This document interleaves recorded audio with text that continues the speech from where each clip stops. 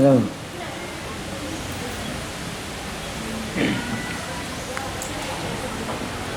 Bismillahirrahmanirrahim. Ridha ilahi ta'ala wa syafa'at Rasulillah wa ala hadhihi ni'matu salihah ila hadratin Nabi Mustafa Rasulillah Muhammad sallallahu alaihi wasallam wa ala alihi wa sahbihi wa ajma'in wa dhurriyyatihi wa walidayhi Al-Fatihah.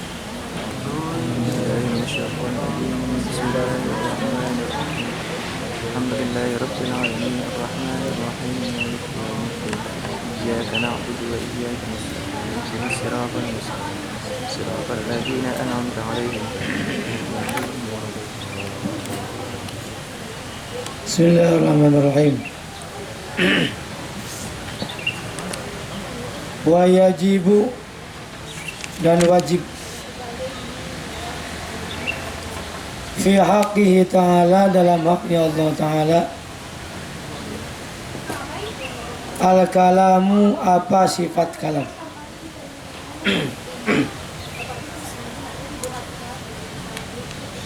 wa huwa sifatun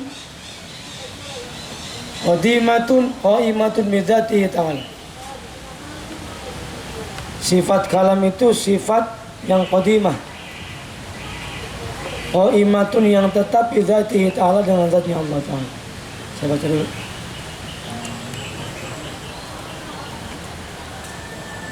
Walaisat biharfin wala sautin. Ada enggak? Dan sifat kalamnya Allah itu maksudnya tidak ada suara, tidak ada huruf dan tidak ada suara. Wa didduha al-bukmu wa huwa al-kharsu. Lawannya sifat kalam adalah tidak bisa berbicara, apa namanya? Bisu. Wa yajibu dan wajib, wa dalil dan dalilnya ala dzalika atas sifat kalamnya Allah. Qauluhu ta'ala itu firman Allah Ta'ala wa kallamallahu Musa taklima. Nih. Lihat nih. Kalam. Wajib kita beritikad bahwa Allah itu punya sifat kalam. Kalam itu artinya apa? Berfirman. Paham gak? Saya pernah menerangkan dari mulai sifat kudrat sampai kalam ini, itu kategorinya sifat ma'ani. Sifat apa? Ya, sifat wajah Allah itu kan ada 20. Yang 20 ini terbagi 4 kategori. Yang pertama nafsiyah, yaitu sifat wujud. Kategori yang kedua salbiyah, dari mulai sifat qidam sampai wadaniyah. Yang ketiga kategori sifat ma'ani, dari mulai kudrat sampai kalam ini. Sifat ma'ani itu kalau orang dibukakan hijab oleh Allah, maka dia akan bisa merasakan, melihat bagaimana kudratnya Allah, iradahnya Allah, maka sampai kalamnya Allah. Perhatikan, sifat kalamnya Allah itu adalah qadimatun. Allah berfirman tidak ada awalnya.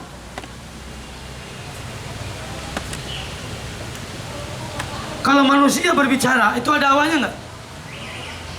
Bahkan manusia berbicara mengalami tidak bisa bicara.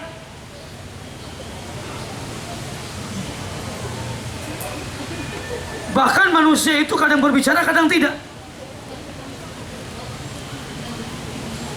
Tapi kalamnya Allah qadimatun, tidak ada awalnya.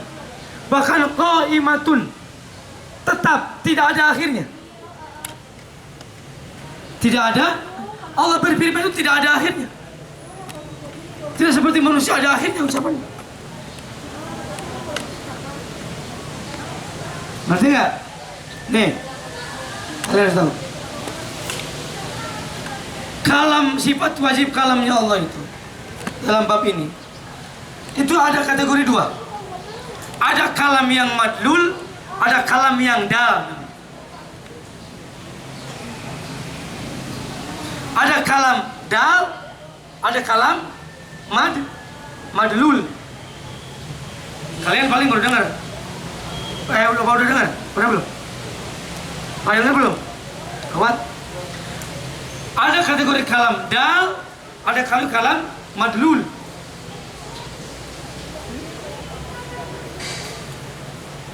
Apa itu kalam yang madlul? Yang dimaksud dalam kitab ini, wajib kita beriktikad bahwa Allah itu punya sifat ma'ani, yaitu kalam. Yang dimaksud kalam ini kalam yang madlul, bila sautin, bila harfin, wala sautin. Kalamnya Allah itu tidak ada awalnya, tidak ada akhirnya, tidak ada suara, tidak ada huruf.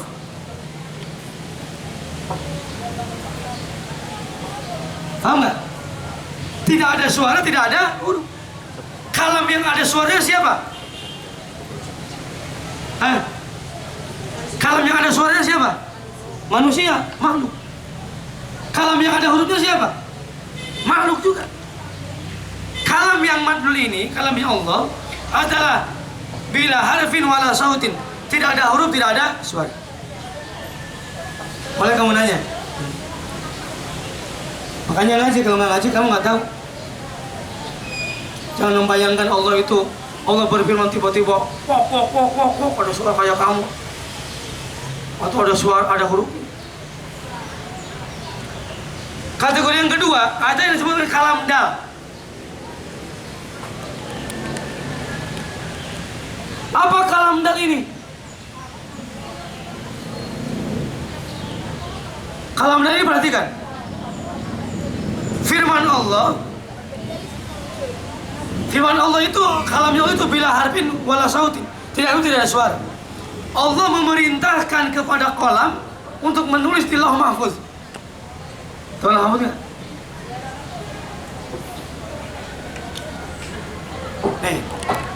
Kalam dal itu dimulai dari Lauh Mahfuz, ditulis oleh kolam dalam Lauh Mahfuz. Di Lauh Mahfuz dibawa oleh malaikat Jibril.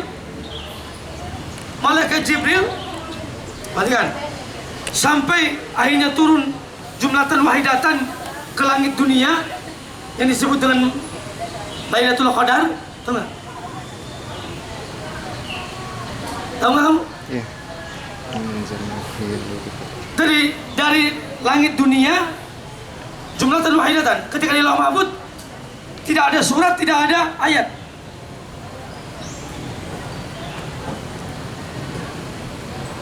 Ketika di langit dunia, malam Lailatul Qadar itu turunnya Al-Quran jumlatan wahidatan, makanya disebutnya malam Lailatul Qadar.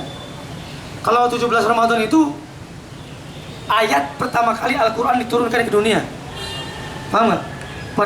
Pada tanggal 17 Ramadan. 17 Ramadan itu bukan Lailatul Qadar. Lailatul Qadar itu adalah malam di mana diturunkan Al-Quran dari Lauh Mahfuz jumlatan wahidatan, langsung sekaligus ila samai dunia, terhadap langit dunia. Pada malam itu disebut malam Lailatul Qadar. Ngerti nggak? Nah, di langit dunia itu oleh malaikat Jibril, dan dari perintah Allah disusunlah mulai surat, ayat, dan diturunkan ke Nabi Muhammad ke dunia ini. Ayat yang pertama kali diturunkan apa? Iqra. Paham nggak?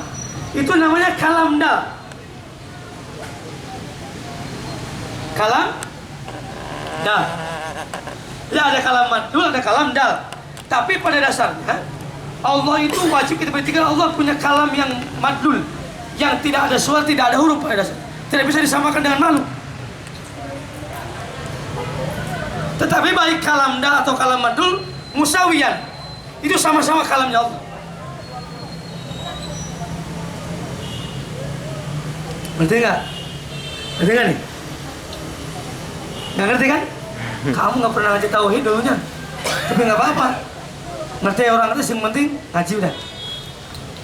Ngerti nggak? Nih, Al-Quran itu diciptakan oleh Allah. Tapi itu pun kalamnya Allah, kalam dal. Nah, Ustaz, kalau memang kalam Allah itu bila harfin wala sautin, bagaimana malaikat mengerti? Lihat, tiba-tiba kok ada tulisan Al-Quran itu. Para ulama tauhid jangan menyamakan tapi ini. Ulama tauhid menjawab ini. Pikirkan sama kamu aja dulu sekarang. Apa yang ada dalam diri kamu. Tapi jangan disamakan dengan Allah nih. Ulama tauhid. Kamu punya hati nggak? Punya hati nggak? Hati berbicara nggak? Hati kamu suka berbicara nggak? Ada suaranya nggak? Ada hurufnya nggak? Itu makhluk. Tapi jangan menyamakan dengan Allah. Allah itu mukhawatul hadis. Ternyata apa yang kita miliki itu, coba, hati saya telah berbicara. Mana suara hatinya kan? Kedengeran nggak? Ada hurufnya nggak? Ditulis di sini ada. Tapi kau bisa ditulis dengan kata-kata. Kira-kira. Ini Ustaz, ini suara isi hati saya. Tiba-tiba dalam rangkaian tulisan. Benar nggak? Tapi jangan disamakan yang itu. Wajib kita beritikat bahwa kalamnya Allah, kalam yang madlul, bila harfin wala sautin.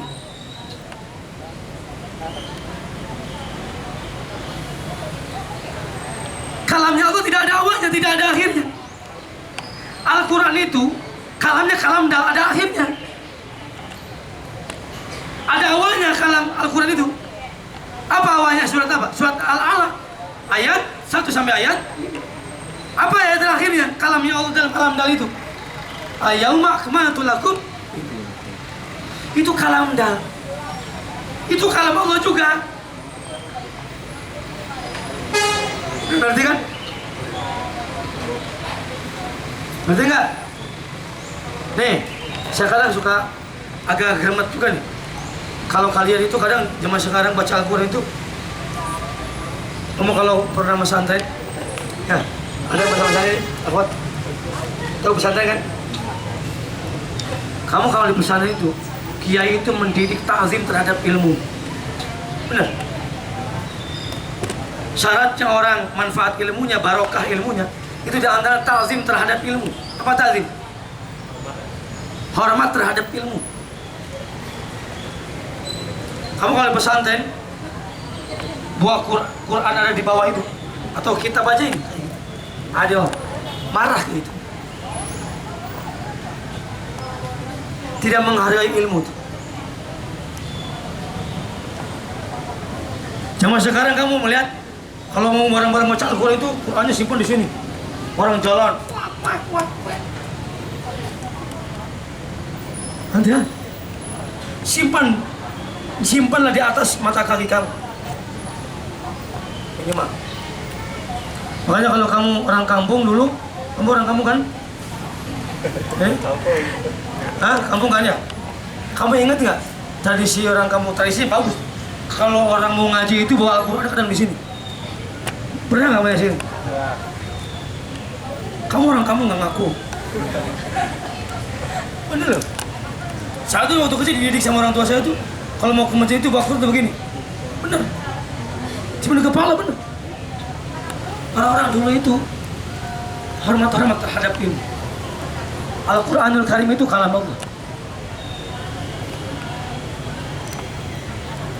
Zaman sekarang ini kadang orang suul adabnya. Apa suul adab? Apa suul adab? Jelek akhlaknya. Di sisi lain semakin pintar mungkin di sisi lain, tapi akhlaknya semakin jelek. Bener nggak? Bener, coba aja. Nih, sebelum kesini, Ada bahasa begini, ngomong begini. Asyarafu bil adabi. Kemuliaan itu, kehormatan itu akan bisa didapat bil adabi. Dengan apa? Dengan akhlak adab. Sepintar-pintarnya kamu, akhlaknya jelek, gak bakal kamu dapat kehormatan kemuliaan di hadapan Allah atau di hadapan manusia.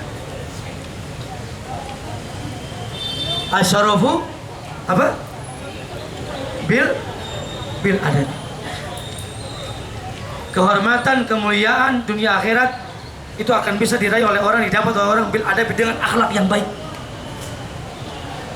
Bukan dengan kecerdasan kamu.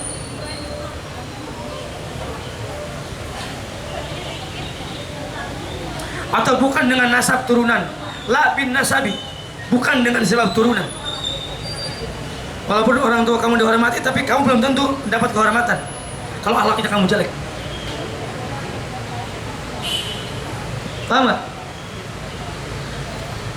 Nih, apa tadi? Asyarafu bil adabi la bin nasab. Kehormatan itu didapat, bisa diraih dengan sebab akhlak yang baik, adab yang baik. Bukan dengan turunan, atau bukan dengan kecerdasan, atau bukan dengan kekayaan. Makanya tujuan ngaji itu apa? Para thalabul ilmi itu yaitu, ingat-ingat, tujuannya adalah thalabul ilmi, perintah Allah, menunaikan kewajiban. Kalau baca kitab-kitab, kitab ta'lim, kitab yang lainnya, tujuan belajar itu thalabul ilmi satu adalah menunaikan kewajiban. Yang kedua apa? Menghilangkan kebodohan. Karena orang bodoh itu musuhnya Allah. Al-jahil aduwullah. Orang bodoh itu musuhnya Allah. Orang bodoh itu musuh. Kamu tuh kalau suka jadi orang bodoh, kalau kamu menikmati kebodohan kamu musuhnya Allah.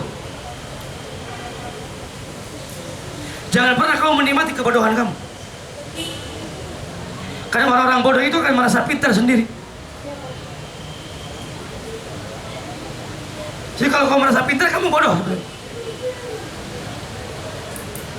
Orang berilmu itu merasa dirinya bodoh, bukan merasa dirinya pintar. Tapi kalau orang bodoh merasa dirinya pintar, sehingga kadang orang bodoh merasa dirinya pintar, maka dia malas mencari ilmu. Kamu jangan pernah menikmati kebodohan kamu. Thalabul ilmi, apa tujuan thalabul ilmi yang kedua? Menghilangkan kebodohan. Al-jahil aduh. Belajar yang benar, sholat yang benar, baca Al-Quran. Paham gak? Yang ketiga diantaranya apa? Mengamalkan ilmu. Diantaranya apa? Akhlak. Memperbaiki akhlak. Ya. Jadi tujuan kamu thalabul ilmi itu diantara yang ketiga, memperbaiki akhlak. Makanya kalau kata para ulama, siapa orang yang pintar? Orang yang akhlaknya baik. Kamu hafal Al-Quran, hafal hadis, akhlaknya jelek, bertentangan dengan apa yang kamu hafalkan, para ulama mengatakan itu orang bodoh, bukan orang pintar. Kamu ITB, IP-nya 4 atau 3, berapa? 3, sekian, akhlak kamu jelek, bodoh.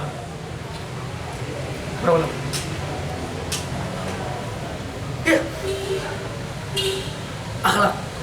Jadi semakin kamu kuliah semakin tinggi, harusnya akhlaknya semakin baik, bukan semakin jelek. Ya, paham nggak? Kembali kepada sifat kalamnya Allah. Jadi sekali lagi kalam itu ada kalam yang madul, ada kalam yang dalam. Kembali lagi ta'zim terhadap Al-Quran. Kamu ada adaban, jangan menyimpan Quran di bawah, yang menyimpan ilmu di bawah. Paham nggak? Kalau kamu nih minimal di sinilah ada sediakan bangku. Kamu sering menyaksikan di Bandung ini kadang banyak, ya di Bandung nih memang kota aneh Bandung. Ya. Kalau kamu orang kampung mungkin tidak menyaksikan itu. Kalau saya orang kota menyaksikan itu. Apa? Ini akhlak.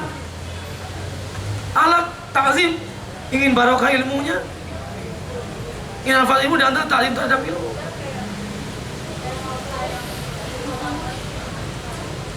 Nih, ini cerita di pesantren. Kalau kamu pesantren bener dulu, mau sekarang mau nggak tahu. Itu sama kiai itu ta'zimnya masya Allah. Sama kiai. Kadang kalau ada kiai itu setiap ketemu pasti salaman. Orang santri takut, bukan takut, apa namanya? Apa? Hormat sama bilang. Karena ulama itu warasatul anbiya. Kita bisa alif batasnya itu wasilahnya para ulama. Akhlaknya baik. Ulama itu akhlaknya baik, ditiru sama kita. Tidak ingin dihormati para ulama, tapi memang santri itu menghormati. Kamu cuma sekarang. Cuma sekarang. Lihat akhlak orang-orang yang masya Allah. Karena sama kiai aja. Kiai. Kadang gini aja ketemu kiai. Pus, pus, pus. Coba.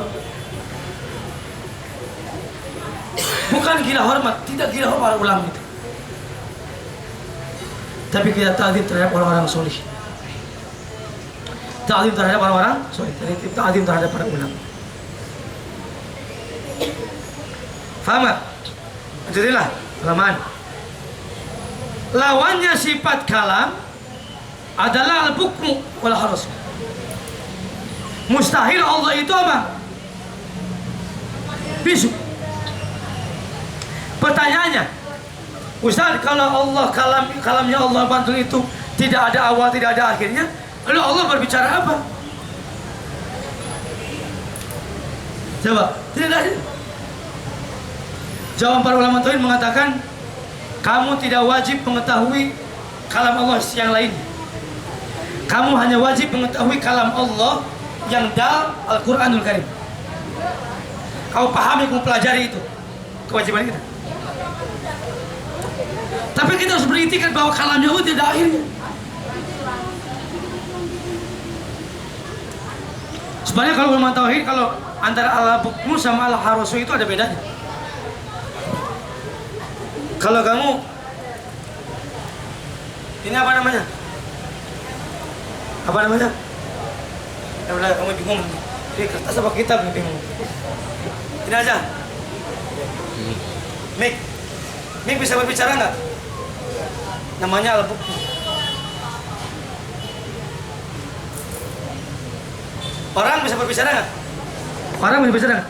Tapi kalau orang diam, membisu, namanya al-harus. Ngerti nggak? Nggak ngerti kan? Bahasa Arab. Mustahil Allah itu al-bukmu ataupun al-harus. Allah itu berfirman, tidak ada awal, tidak ada akhirnya. Sekali lagi Al-Quran itu adalah bagian dari kalam daya Allah yang dimulai dari Lauh Mahfuz.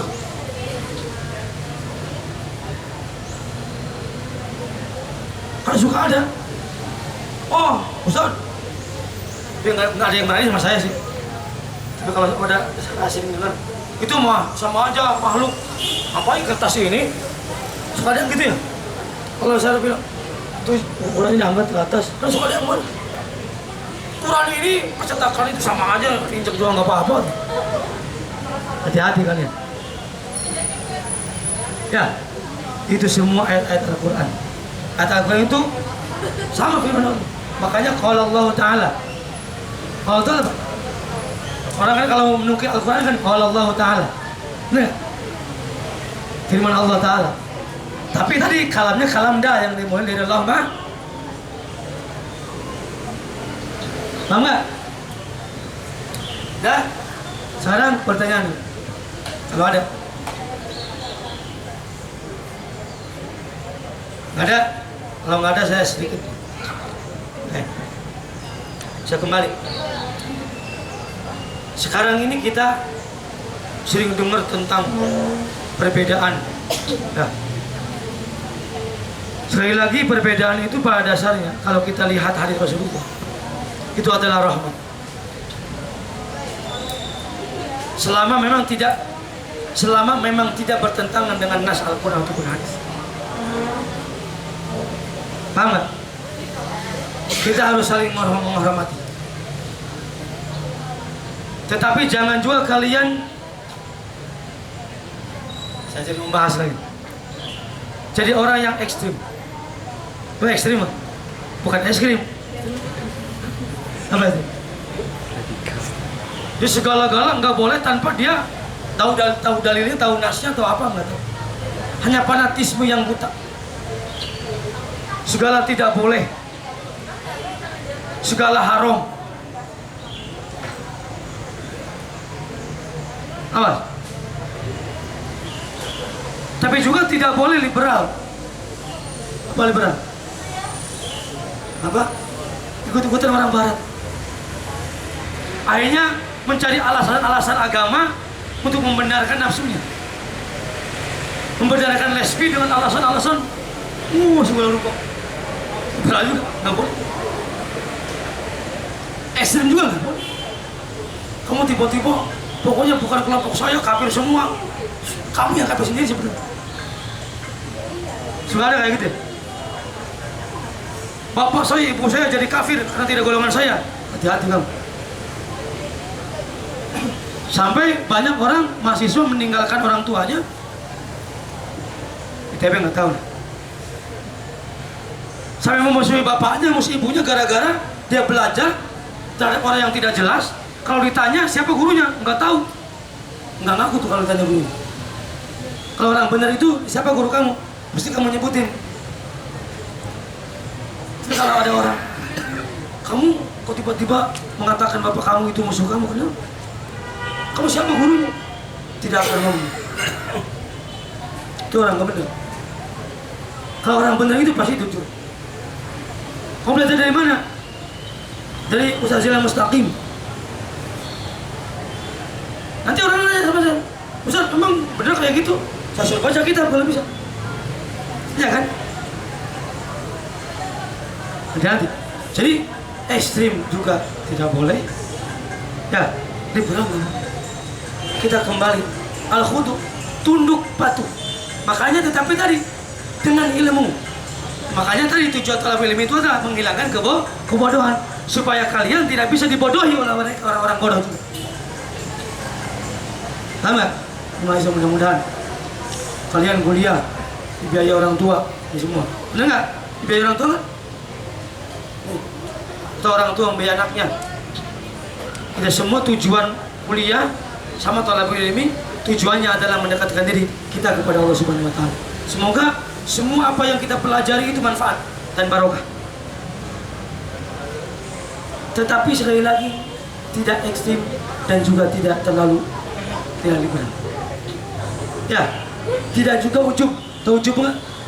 Merasa diriku paling benar. Banyak yang sekarang akhirnya dirinya merasa paling benar, semua orang itu salah semua. Banyak ya? Oh ya, golongan saya itu paling benar, kamu salah semua. Kamu itu neraka semua. Dan kalau kata para kiai, saya menukil bahasa para kiai, siapa orang yang benar? Siapa yang benar? Siapa orang yang benar? Orang yang dirinya mengakui banyak kesalahan. Itu. Ya. Siapa orang yang benar? Adalah orang yang mengakui dirinya banyak kesalahan. Siapa orang yang salah? Di antaranya adalah orang yang merasa dirinya benar. Orang yang merasa dirinya paling benar. Itu orang yang salah. Paham? Mudah-mudahan sekali lagi apa yang kita cari Allah memberikan ilmu yang bermanfaat. Makanya ada doa, Allahumma anfa'na bima 'allamtana wa 'allimna ma yanfa'una. Itu sebenarnya doa Rasulullah kepada Ibnu Abbas sebenarnya. Ya Allahumma anfa'hu. Rasulullah. Apa adanya? Apa adanya? Apa? Saya tuh diajarin juga sama guru saya di Jawa dulu. Setiap Ramadan itu, Allahumma anfa'na bima 'allamtana wa 'allimna ma yanfa'una. Allahumma faqihna fid din wa alhimna rusda. Apa? Apa? Apa nggak? Mau ditulis nggak? Udah apa nggak? Gue tulis ya. Allahumma. Ngomong. Allahumma. Faqihna fid din wa alhimna rusda. Allahumma anfa'na bima 'allamtana wa 'allimna ma yanfa'una. Apa? Allahumma faqihna fid din wa alhimna rusda. Allahumma anfa'na bima 'allamtana wa 'allimna ma yanfa'una. Dah, Al-Fatihah. Assalamualaikum warahmatullahi wabarakatuh.